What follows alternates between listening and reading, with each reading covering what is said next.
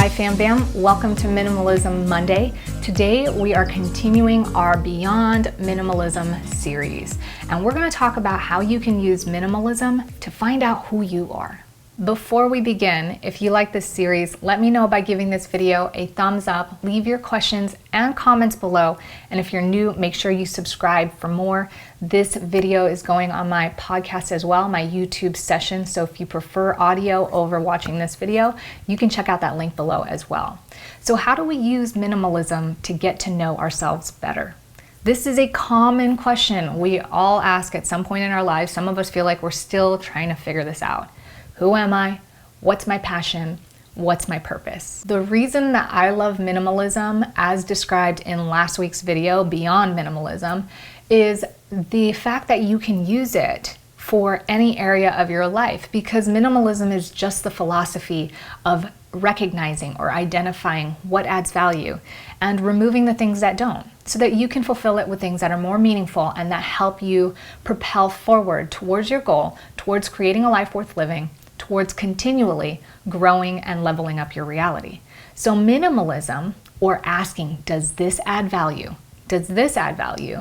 Can really allow you to hone in on who you are.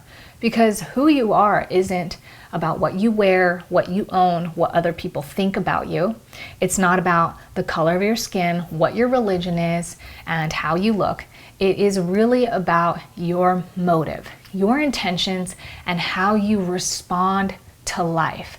Who you are comes out energetically in how you express yourself in the happiest moments of times, in challenging times, in connecting with people, and in creating the things that you're passionate about creating.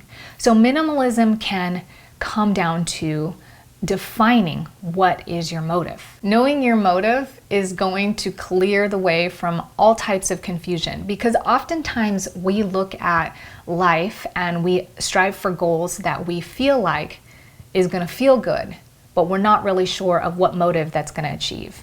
So if your goal is to be rich and successful, to have lots of people praise and acknowledge you, what is the motive it's going to achieve in your mind?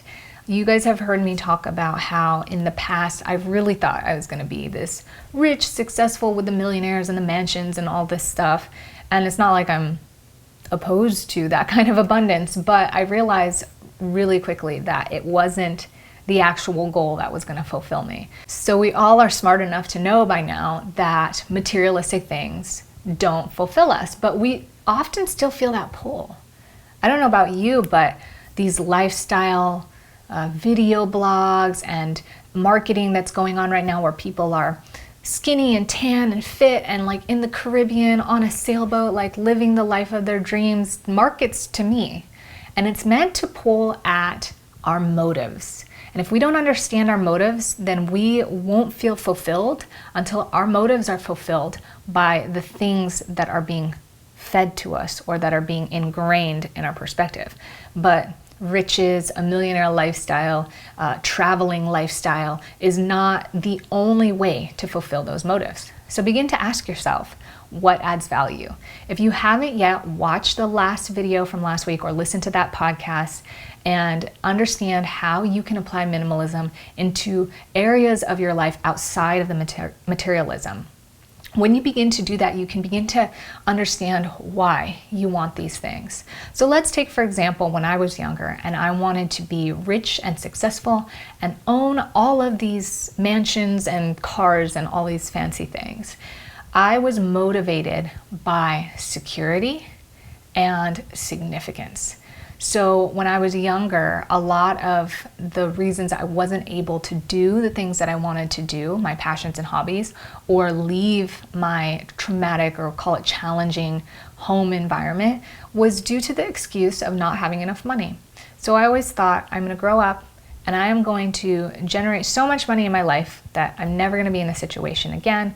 And on top of it, I'm going to give myself everything that I missed out on and more.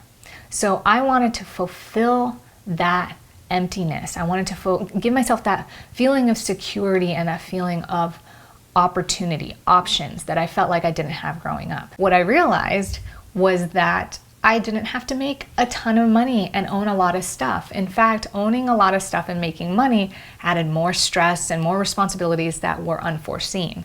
And I realized that being simple and detaching from that stuff, detaching from the idea that anything else would make me feel fulfilled or secure outside of myself, was what ultimately gave me that freedom. But I wasn't able to find that out without discovering for myself. I actually went the long way, which a lot of people have to learn the hard way, we can call it. And I went and I made my money and I bought a lot of stuff, and I realized that I didn't feel any better. So it was a deeper level issue. So we can begin to ask ourselves then, if that might not fulfill me, what adds value now? What are the things now that contribute to making me feel the way that those things make me feel? What fulfills that motive? And you have to be aware of the cycle, because sometimes it might be like, oh, well, when I go shopping, I feel like this. But you have to ask, does shopping really add value, or is it decreasing your value?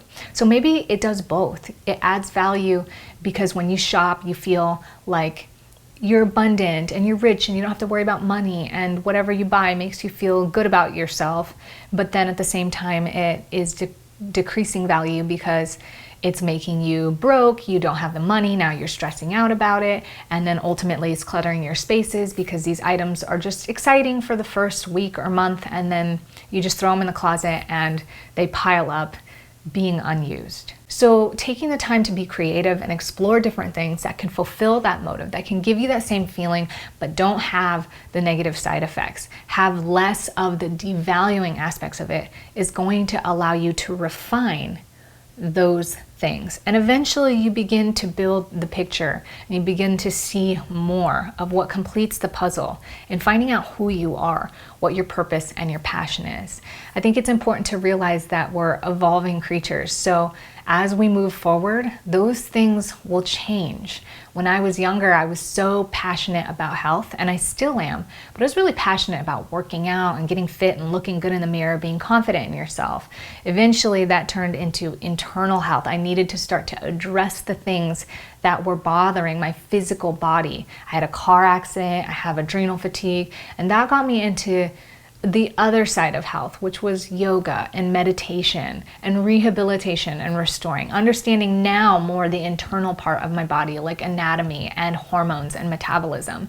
So as you continue to grow the things that are important to you, you begin to explore the things that you're passionate about and that give you purpose.